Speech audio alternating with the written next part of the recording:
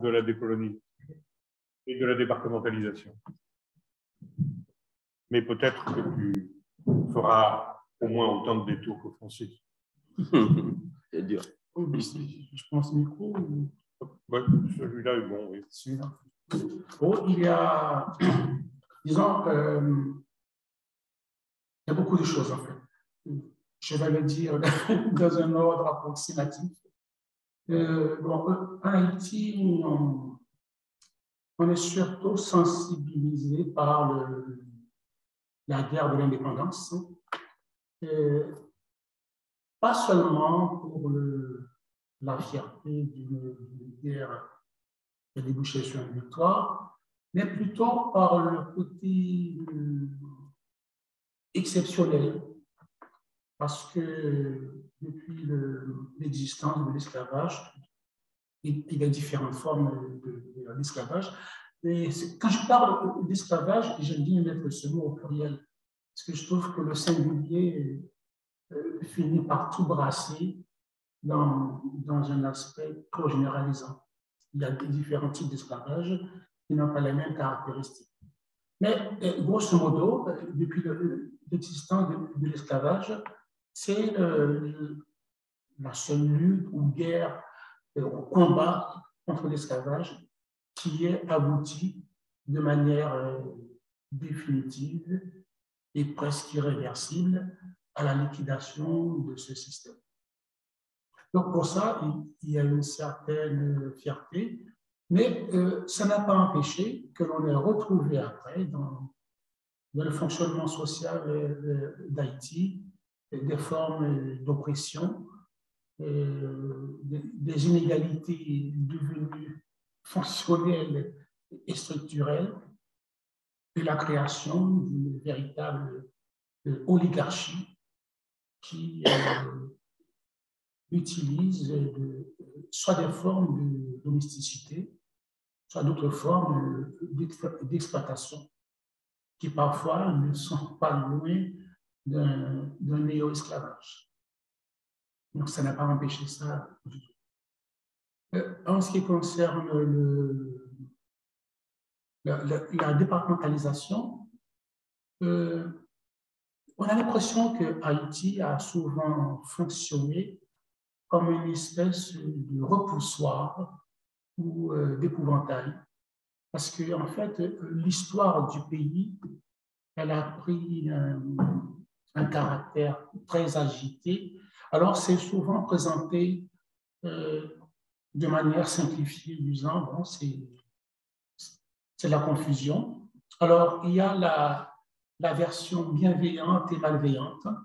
Et commençons par la version malveillante ou l'approche malveillante. Et voyez, les Noirs sont incapables de se gouverner tout seuls. Regardez l'exemple d'Haïti. Et puis, il y a la version plus bienveillante, disons.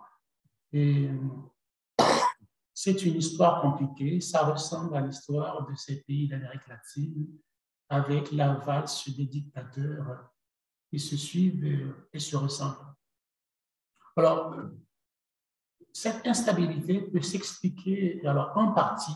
Alors, il y a une partie qui est due au fonctionnement des oligarchies haïtiennes, parce qu'après l'indépendance, il y a une oligarchie qui va se constituer. D'une part, elle est faite de militaires, parce que les militaires, comme dans certains pays d'Afrique, ont estimé avoir une légitimité supérieure dans la conduite des affaires du pays parce qu'ils sont issus de la guerre de l'indépendance. Cette indépendance leur aurait conféré une certaine légitimité. Et en plus, les militaires se sont souvent accaparés les terres laissées par les colons. Donc, ce qui a fait une forme, c'est ce qu'on a appelé dans l'histoire d'Haïti le caporalisme agraire, c'est-à-dire voilà, cette alliance de militarisation et de grande propriété. Et une autre partie de cette... alors, généralement, majoritairement, ces militaires sont noirs. Il y a quelques mulâtres, mais ils sont majoritairement noirs. Et on retrouve aussi beaucoup de noirs parmi les grands propriétaires. Et il y a aussi une faction de l'oligarchie qui est mulâtre, qui sont les descendants des colons blancs, qui ont hérité des terres. Parce que là aussi, c'est un autre paradoxe qui est quasiment unique, disons spécifique d'Haïti. Le fait que beaucoup de fils de colons blancs de la colonisation de Saint-Domingue ont pu faire des études, hériter des terres et ont fini par constituer une classe sociale pratiquement, et avec des stratégies de classe. Et l'endogamie et puis le contrôle des moyens de production. Donc, il y a toute une partie de fils d'anciens colons qui ont aussi hérité des terres, mais qui se sont rapidement écartés du pouvoir politique qu'ils ont rapidement laissé aux Noirs. Quand je dis rapidement, ça va de l'indépendance en 1804 jusqu'aux années 80, qui correspondent à la présidence du président Salomon en Haïti. En gros, voilà, de 1804 à 1880, donc les mulâtres ont progressivement laissé le domaine politique aux Noirs. Mais dans la pratique, les deux oligarchies cohabitent et collaborent. Alors, très souvent, en Haïti, à l'intérieur du pays, certains mouvements essayent de raciser la question de la question sociale, politique et de maîtrise des richesses. Ils essaient de la raciser.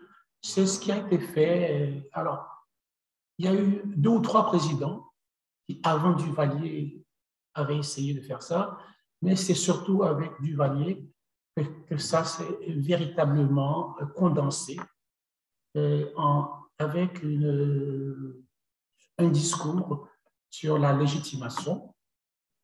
Les Noirs seraient plus légitimes que les mulâtres dans la maîtrise des affaires du pays. Alors, ça a donné pas mal de persécutions des mulâtres. Cela aurait pu donner quelque chose comme au Rwanda, avec les Hutus et les Tutsis. Donc, en transposant, ça mettrait les Noirs dans le domaine à la place des Hutus et les mulâtres à la place des Tutsis. Mais bon, ça ne s'est pas fait parce que les mélanges et les brassages sont d'une réalité incontournable et inextricable en Haïti. Donc, moi qui vous parle, mon père était un agro-militaire noir et ma mère était mulâtresse. Donc, je suis vraiment... oui, j'incarne un peu cette réalité inextricable. Et dans ma famille, pareil, du côté de mon père, c'est plutôt des propriétaires noirs, et du côté de ma mère, c'est plutôt des fonctionnaires mulâtres. Donc voilà, tout est mélangé, c'est inextricable. Je peux te poser une question. Dans ce que j'ai entendu sur Haïti, on a souvent quand même, tu l'as dit, les difficultés d'Haïti ont été un repoussoir par rapport à des projets de type États-Unis, socialistes des Caraïbes ou des choses de ce genre. Mais qu'est-ce que représente l'impôt imposé par la France à Haïti comme prix de l'indépendance? Est-ce que cette rançon qui a été exigée pendant des décennies, est-ce que c'est quelque chose qui a réellement pesé sur l'économie haïtienne et peut être un élément explicatif du maintien d'un certain marasme, ou est-ce que c'est un peu un prétexte pour justifier les difficultés et que c'est plutôt y compris les conflits de classe que tu as évoqués, qui expliquent ce marasme? Les deux, je dirais. Parce que, alors, cet impôt, alors, en Haïti, on l'appelle la dette de l'indépendance. Elle a été imposée par Charles X en 1825. C'était des dédommagements conséquents. C'était alors, le chiffre, c'était en 150 000, c'était une somme colossale, francs or. Voilà, francs or de l'époque, ce qui est une somme colossale, exigée par Charles X pour reconnaître l'indépendance d'Haïti. Alors, avec le recul, alors, ça choque aussi bien en France qu'en Haïti. Mais en fait, si on regarde bien l'histoire, c'est en 1825. Et le président de l'époque s'appelle Boyer, Charles Boyer. Et pour Boyer, il se trouve dans une situation inextricable aussi, à savoir qu'en 1825, Haïti est, pour le coup, un véritable épouvantail. Parce que l'indépendance obtenue en 1804 se fait dans un environnement historique et géopolitique entièrement colonial. Et pour le monde colonial, c'est un véritable apocalypse, c'est une catastrophe, parce qu'on voit arriver des milliers de colons qui ont fui cette guerre de l'indépendance et de nombreux massacres de colons blancs qui arrivent à Cuba, en Louisiane, aux États-Unis, en fait, qui arrivent dans tous les pays coloniaux, où le fantasme de l'horreur, c'est-à-dire les esclaves qui sont souvent plus nombreux, mettent le feu aux plantations et envahissent toutes les villes et les plantations, voilà. Et ils mettent le feu et massacrent les colons. Donc, c'est un véritable cauchemar, en fait, apocalyptique qui se réalise. Du coup, Haïti va être à la fois étouffée et isolée.